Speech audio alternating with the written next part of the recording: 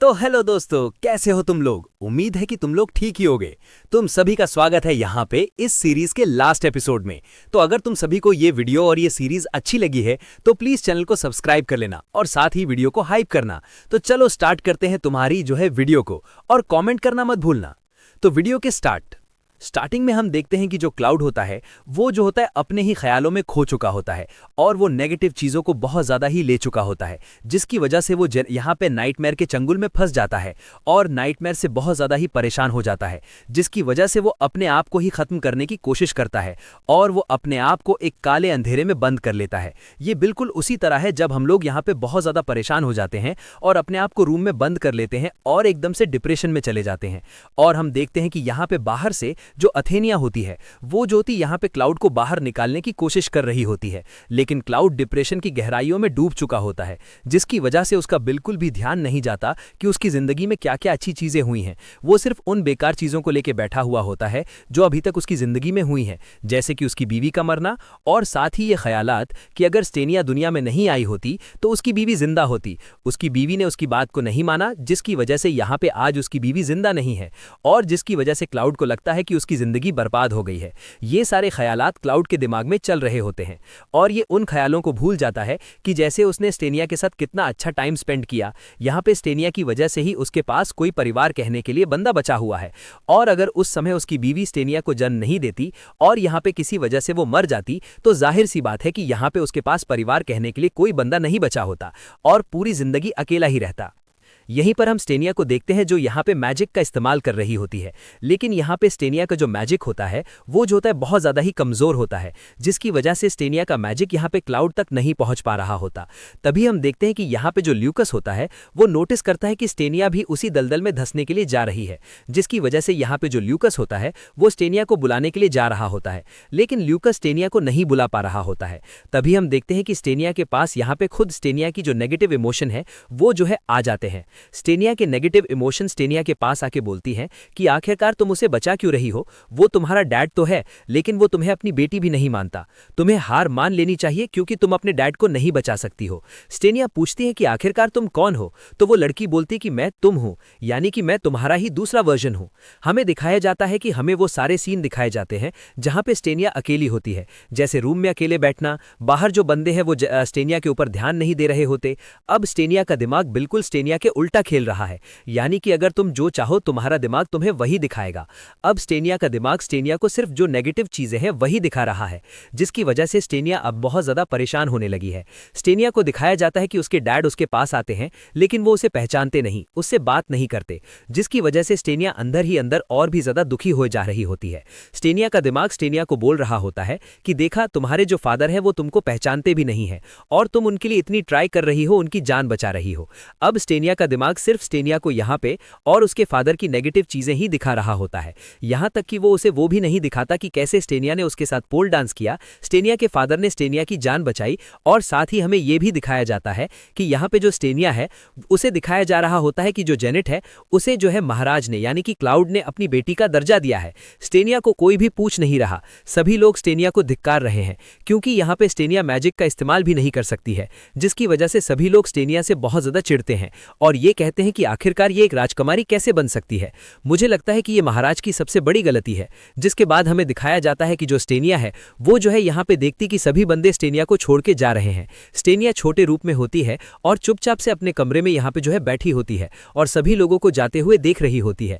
यहाँ तक कि स्टेनिया के जो नौकर होते हैं वो भी स्टेनिया को बिल्कुल पसंद नहीं करते, वो स्टेनिया को यहाँ पे बिल्कुल भी देखते नहीं है और उसे बिल्कुल भी खिलाते नहीं है। वो कहते हैं कि अगर ये लड़की मर जाए तो ही अच्छा होगा, आखिरकार ये जिंदा कर ही क्या रही है, ना ही इसके पास मैजिक है ना ही कोई टैलेंट है, तो इसका क्या फायदा है। अब स्टेनिया का दिमाग पूरी तरह से स्टेनिया के साथ खेल रहा होता है, जैसे कि हम देखते हैं कि स्टेनिया का जो दिमाग होता है वो होता है यहाँ पे स्टेनिया को दिखाता है और स्टेनिया यहाँ पे होती है जेनेट के लिए केक है वो बना के लेके आई होती है, लेकिन जैसे ही जेनेट केक को खाती है जैसे एकदम से वो नीचे गिर जाती है, जिसकी वजह से यहाँ पे जेनेट की मौत हो जाती है। ये देखने के बाद क्लाउड होता है यहाँ पे स्टेनिया को सजा दे देता है और वो कहता है कि ये मेरी बेटी नहीं हो सकती। सकती। इस लड़की ने यहाँ पे पॉइजन मिलाया था जेनेट के खाने में, इसलिए इसे जेल में डाल दिया जाए। अब यहाँ पे जो स्टेनिया होती है वो ज्योति बार बार यही कह रही होती है कि नहीं, ये पॉइजन मैंने नहीं मिलाया, लेकिन कोई भी इसकी बात को नहीं सुन रहा होता है। तो देखा दोस्तों, दिमाग कैसे खेल खेलता है। दिमाग यहाँ पे स्टेनिया को उसका सबसे बड़ा डर दिखा रहा होता है बस, और साथ ही हमें दिखाया जाता है कि अब स्टेनिया को पकड़ लिया गया है, यानी कि स्टेनिया दिमाग के पूरे चंगुल में आ चुकी है। अब ये यहाँ से बाहर नहीं निकल सकती है, जिसकी वजह से स्टेनिया बहुत ज्यादा दुखी होती है। लेकिन ये अपने मन में कह रही होती है कि मैं हार नहीं मान सकती हूँ, लेकिन इसका दिमाग धीरे धीरे इसके ऊपर काबू पा रहा होता है और वो देखती है कि कैसे वो अपने डैड से दूर होती हुई जा रही है। तभी हम देखते हैं कि दूसरी स्टेनिया आ जाती है और ये बोलती है कि तुम्हें सही में लगता है कि तुम अपने पिता को बचा सकती है। और हम देखते हैं कि पूरी जो बेलें होती हैं वो ज्योति स्टेनिया को पकड़ लेती हैं। ये देख के ल्यूकस यहाँ पे मैजिक का इस्तेमाल करने की कोशिश कर रहा होता है और वो बार बार स्टेनिया को जगाने की कोशिश कर रहा होता है, लेकिन स्टेनिया अंदर से पूरी तरह टूट चुकी होती है, जिसकी वजह से वो बिल्कुल भी जाग नहीं रही होती। लेकिन तभी एकदम से एक चमत्कार होता है। स्टेनिया के माथे से एक रोशनी निकलती है और बहुत तेज से मैजिकल एनर्जी बाहर निकलती है, जिसे देख के जो ल्यूकस होता है वो भी जो होता है हैरान हो जाता है और ये बोलता है कि वाकई में ही इसके पास इतनी ज्यादा मैजिकल एनर्जी कैसे हो सकती है। तभी हम देखते हैं कि स्टेनिया उन बेलों से आजाद हो जाती है और हमें फाइनली स्टेनिया की मॉम दिखाई जाती है, जो स्टेनिया के पास आती है और वो आके स्टेनिया से जो है गले मिलने लग जाती है। ये देख के स्टेनिया बहुत ज्यादा शॉक में आ जाती है। जो स्टेनिया की मॉम होती है वो ज्योति लगातार स्टेनिया को यहाँ पे जो है किस कर रही होती है, लेकिन स्टेनिया ये देख के थोड़े से कंफ्यूज हो जाती है और ये कहती है कि आखिरकार आप ये क्या कर रही हैं मॉम। स्टेनिया की मॉम स्टेनिया से गले मिलती है। स्टेनिया बोलती है कि छोड़िए मुझे, मेरी सांस नहीं आ रही। स्टेनिया अपनी मॉम को देख के बहुत ज़्यादा इमोशनल हो जाती है और ये कहती है, क्या आप ही हो मॉम? तो स्टेनिया की मॉम बोलती है कि हाँ, मैं ही हूँ। जिसके स्टेनिया कहती है कि यहाँ पे मुझे बहुत ज़्यादा ही बैड ड्रीम्स आते थे मॉम्स, आखिरकार वो क्या था? तो स्टेनिया की मॉम कहती है कि असल में यहाँ पे वो तुम्हारे पैरेलल यूनिवर्स की सच्चाई थी, यानी कि तुमने उस लाइफ को अपने पैरेलल यूनिवर्स में जी रखा है। पैरेलल यूनिवर्स आप लोग जानते होंगे कि हमारे जैसे ही यहाँ पे बहुत सारे यूनिवर्स हैं, अर्थ के भी बहुत सारे यूनिवर्स हैं जिसे अभी तक देखा नहीं गया, लेकिन सिर्फ लोग मानते हैं कि ऐसे यूनिवर्स हैं। यानी कि फॉर एग्जाम्पल अभी आप खाना खा रहे हैं, दूसरे में खाना खा चुके होंगे, तीसरे वर्ल्ड में आप सो चुके होंगे, चौथे वर्ल्ड में आप उठ चुके होंगे। इस तरह से यहाँ पे बहुत सारे यूनिवर्स हैं। उम्मीद है कि तुमको समझ आ गया होगा। जिसके बाद यहाँ पे जो स्टेनिया होती है वो जो होती है ये सुन के बहुत ज़्यादा ही शॉक में आ जाती है। तभी उसकी मॉम कहती है कि तुमने ये पहले ही देख लिया था और तुम्हारे इस वर्ल्ड में ये बातें सच हो सकती थीं, लेकिन तुमने अपने उस वर्ल्ड से इस वर्ल्ड में यहाँ पे अलग अलग स्टेप लिए, यानी कि तुमने अपने डैड से डरे नहीं और तुम अपने डैड से बात करने गए, वरना तुम्हारे ओरिजिनल वर्ल्ड में तुम अपने डैड से डरती थी और अपने डैड से बात नहीं करती थी। तुम कैसी हो और कैसी होना चाहती हो ये चीज़ तुम्हारे फैसले के ऊपर डिपेंड करता है। यानी कि दोस्तों यही कहना चाह रही है स्टेना की मॉम कि अगर तुम सिंगर बनना चाहते हो तो तुम यहाँ पे वैसे बैठे नहीं रह सकते सोच के कि आखिरकार मैं सिंगर कैसे बनूं। तुम्हें जो है उसके लिए एक्शन करना होगा। तुम्हारे फैसले से ही तुम्हारे सपने पूरे होंगे, यानी कि तुम जैसे फैसले लोगे वैसे ही तुम्हारी जिंदगी बनेगी। यानी कि ऐसा नहीं है कि ये सब कुछ पहले से लिखा हुआ है, कुछ भी पहले से नहीं लिखा होता। अब तुम ही बोलो कि आज तुम खाना नहीं खाओगे तो क्या ये पहले से लिखा हुआ था? तुम्हारे यहाँ खाना आया, तुमने खाया, तो यानी कि ये क्या पहले से लिखा हुआ था? क्या तुम्हें पता था कि कल क्या बनने वाला है? ये तुम्हारी मॉम ने बनाया है, तो यानी कि तुम्हारी मॉम की जिंदगी में लिखा हुआ था कि आज तुम ये बनाओगी। इसलिए पहले से कुछ भी नहीं लिखा होता है, इसलिए तुम लोग जो चाहो वो कर सकते हो। चलो अब आगे बढ़ते हैं। साथ ही स्टेनिया कहती है कि मॉम आप तो मैजिक कर सकते हो, मैं मैजिक क्यों नहीं कर सकती हूँ? मेरी मैजिकल पावर बहुत ज़्यादा कम है, मैं अपने डैड को नहीं बचा पा रही। स्टेनिया की मॉम बोलती है कि असल में बेटा मैंने ही तुम्हारे मैजिकल पावर को सील किया था ताकि इससे कोई गलत यूज़ ना हो, क्योंकि तुम उस समय काफ़ी ज़्यादा छोटी थी और तुम्हें इस मैजिकल पावर को इस्तेमाल करना नहीं आता था। लेकिन अब तुम बड़ी हो गई हो, इसलिए मैं तुम्हारी सील को अब जो है तोड़ूंगी, जिसके बाद तुम जो है मैजिकल पावर का इस्तेमाल कर सकती हो।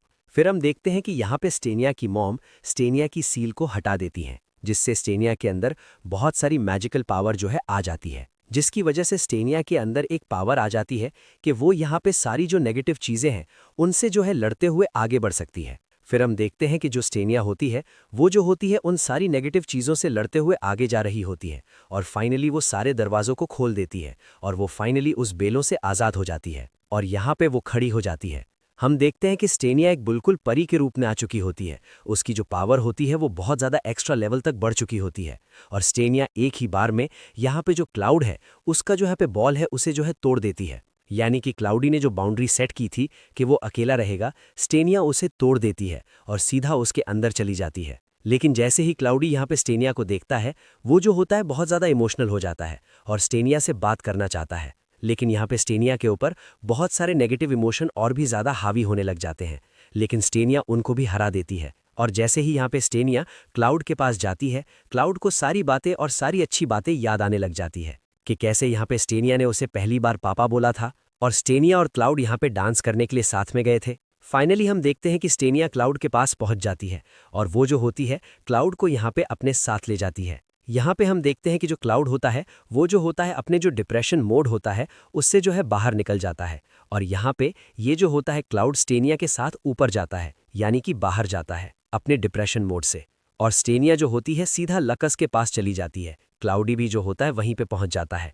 तभी रोशनी निकलती है और सीन कट होता है और हमें दिखाया जाता है कि स्टेनिया एक पार्क में खड़ी है जहाँ पे लकस पी से चाय पी रहा है और ये बोलता है कि मैं तुमसे बात करने वाला था लेकिन तुम एकदम से बेहोश हो गई, जिसके बाद मैं तुमको यहाँ पे ले आया और तुम चिंता मत करो, तुम्हारे डैड बिल्कुल ठीक है। तभी हम देखते हैं कि स्टेनिया के आसपास से बहुत सारे जो बुलबुले होते हैं वो जो होते बाहर आने लग जाते हैं। ये देख के स्टेनिया भी शॉक में आ जाती है। वो अपने हाथों को आगे बढ़ाती है उन बुलबुलों को पकड़ने के लिए, लेकिन तभी हमें पता चलता है कि स्टेनिया असल में सपना देख रही थी और जो यहाँ पे लकस है वो उसके दिमाग में घुस के उससे बातचीत कर रहा था। तभी स्टेनिया को होश आता है और होश आते ही यहाँ पे जो फीनिक्स होता है ये बोलता है कि हम लोग बहुत ज़्यादा खुश हैं कि आप अभी तक जो है यहाँ पे ठीक है और आपको कुछ भी नहीं हुआ। तभी स्टेनिया कहती है कि मेरे डैड कैसे हैं, जिसके बाद यहाँ पे फीनिक्स जो होता है स्टेनिया को उसके डैड के पास ले जाता है और हम देखते हैं कि स्टेनिया के डैड अभी तक जो होते हैं बेहोश होते हैं। स्टेनिया बहुत ज़्यादा दुखी हो जाती है, लेकिन वो अपने डैड का हाथ पकड़ती है और यहाँ पे मैजिकल एनर्जी का इस्तेमाल करती है। तभी यहाँ पे फीनिक्स कहता है कि आपको मैजिकल एनर्जी का इस्तेमाल नहीं करना चाहिए, लेकिन यहाँ पे स्टेनिया कहाँ किसी की सुनने वाली है और वो फाइनली अपने मैजिकल एनर्जी का इस्तेमाल करके यहाँ पे जो क्लाउड है उसे जो है जगा देती है। लेकिन हम देखते हैं कि ट्विस्ट यहीं पे आता है कि यहाँ पे जो क्लाउड है वो जागने के बाद ही वो देखता है कि जो स्टेनिया है वो कौन है, यानी कि उसका सवाल होता है कि आखिरकार तुम कौन हो, और वो स्टेनिया को एक कातिल की नज़रों से देख रहा होता है। ये देखने के बाद यहाँ पे सभी बंदे बहुत ज़्यादा शॉक में आ जाते हैं, जिसके बाद हम स्टेनिया को देखते हैं जो एक लेटर को लिख रही होती है। ये बोलती है कि मेरे डैड तो जाग चुके हैं लेकिन उनकी पुरानी मेमोरी सब खत्म हो चुकी है, उनको फीनिक्स के अलावा कोई भी याद नहीं है और वो मुझे एक कातिल समझते हैं, लेकिन कोई बात नहीं, मेरे डैड जिंदा है, यही मेरे लिए बड़ी बात है। और दूसरी तरफ हम लकस को देखते हैं जो यहाँ पे बर्फ के अंदर कहीं पे जा रहा होता है। अब वो कहाँ पे जा रहा होता है ये तो मुझे भी नहीं पता, अब आपको ये पता चलेगा अगले सीजन में। ये पहली एनिमे सीरीज होगी जिसके अंदर हैप्पी एंडिंग नहीं हुई है, यानी कि अगर स्टेनिया को यहाँ पे क्लाउड का प्यार मिलता तो थोड़ा हैप्पी एंडिंग होती, लेकिन ये तो ट्विस्ट के साथ एंड हुआ है, जिसकी वजह से हमें इसकी सीजन 2 का इंतजार करना पड़ेगा। तो देखा दोस्तों यहाँ पे जो हमारा दिमाग है वो कैसे खेलता है। अगर तुम लोग यहाँ पे नेगेटिव चीज सोचोगे तो नेगेटिव ही होगा। जैसे कि तुमने किसी लड़का या लड़की से प्यार किया और यहाँ पे वो तुमसे बात नहीं कर रहा या तुम्हारे मैसेज का रिप्लाई नहीं कर रहा, या फिर हो सकता है कि वो मैसेज का रिप्लाई कर रहा हो या फिर कर रही हो लेकिन बहुत लेट। मानो कि तुमने आज मैसेज किया और उसने मैसेज का रिप्लाई कल किया या फिर परसों किया, तो तुम्हारे दिमाग में क्या चलेगा कि यार लगता है कि मेरे अंदर ही कोई कमी है, तभी तो यहाँ पे वो ये मैसेज का रिप्लाई जल्दी नहीं कर रही या फिर नहीं कर रहा, जिसकी वजह से तुम अपने कॉन्फिडेंट को यहाँ पे डाउन कर लेते हो। लेकिन ये भी तो हो सकता है कि उसका इंटरेस्ट तुम्हारे अंदर ना हो या फिर उसे कोई काम हो। हाँ, मुझे मालूम है कि तुम लोग जरूर उससे पूछोगे कि आखिरकार आपने यहाँ पे मैसेज का रिप्लाई क्यों किया लेट, तो यहाँ पे वो जाहिर सी बात है वो बताएगी या बताएगा कि कुछ काम था इसलिए। लेकिन दोस्तों असल बात यह है कि उसे इंटरेस्ट नहीं है तुमसे बात करने का, तो तुम्हें क्यों इंटरेस्ट लेना है उससे। मत करो बात, किसी और से बात करो। देखो मेरे कहने का मतलब ये है कि अगर तुम उसी व्यक्ति से बार बार बात करोगे जो तुम्हें मैसेज का रिप्लाई लेट कर रहा है या फिर तुम्हें इग्नोर करने की कोशिश कर रहा है, तो इससे तुम अपने आप को तकलीफ दोगे और जिससे तुम्हारे मेंटल जो हेल्थ है उस पर काफ़ी ज़्यादा फर्क पड़ेगा। इसलिए तुम्हें यहाँ पे उन बंदों को ज़्यादा भाव नहीं देना चाहिए जो तुमसे बात नहीं करना चाहते। जो तुमसे बात कर रहे हैं तुम उन्हीं को भाव दो, बस। समझे दोस्तों। और देखो मैं हर चीज़ को लव से इसलिए जोड़ता हूँ क्योंकि आजकल सबकी ज़िंदगी में लव की प्रॉब्लम बहुत ज़्यादा ही कॉमन हो गई है, इसलिए मैं जोड़ता हूँ। ऐसा नहीं है कि मैं किसी को सुनाना चाहता हूँ या फिर कोई फैसल बंदा है जिसे मैं ये कहना चाहता हूँ। नहीं दोस्तों, ऐसी कोई बात नहीं है, ऐसा कोई दिमाग मत लाना। तुम्हारा एनके भाई सिंगल है, तुम्हारा एनके भाई अपनी ज़िंदगी में एकदम मस्त रहता है। हमें किसी के मैसेज का कोई इंतजार नहीं रहता, जब आता है जब हम मैसेज करते हैं, वरना हम भी नहीं करते किसी का मैसेज। एक शायरी हो जाए अब उन लड़कियों के नाम जिनकी शक्ल थोड़ी सी बच्ची वाली है और हरकतें काफी मासूम हैं और वो बहुत ज्यादा ही सीधी सादी हैं। और हाँ दोस्तों, मैंने जो ये लेट रिप्लाई वाला बात बोला है, अगर इससे किसी को बुरा लगे तो प्लीज मुझे माफ कर देना, क्योंकि मैं नहीं चाहता कि मेरी वजह से किसी को भी जरा सा भी हार्ट हो। तो ये शायरी प्यारी लड़कियों के नाम। चेहरा जैसे फूल खिला हो, किसी बच्चे की तरह, दिल उनका साफ है बिल्कुल सच्चे की तरह। श्रृंगार की उनको जरूरत नहीं, उनकी सादगी ही काफी है, और घर बसाने के लिए उन जैसी लड़की ही काफी है। तो दोस्तों, शायरी कैसी लगी कमेंट करना, और तुम लोग जाके सीधा उनसे लड़ने मत लग जाना जो ये रिप्लाई करते हैं। पहले उनसे बात करना और थोड़ा कंफर्म करना कि आखिरकार ऐसा क्यों है, क्या वो सही में जेन्युइनली बिजी रहते हैं। अगर सही में जेन्युइन है तो रहने देना, लड़ते किसी से नहीं है दोस्तों, प्यार मोहब्बत से रहो।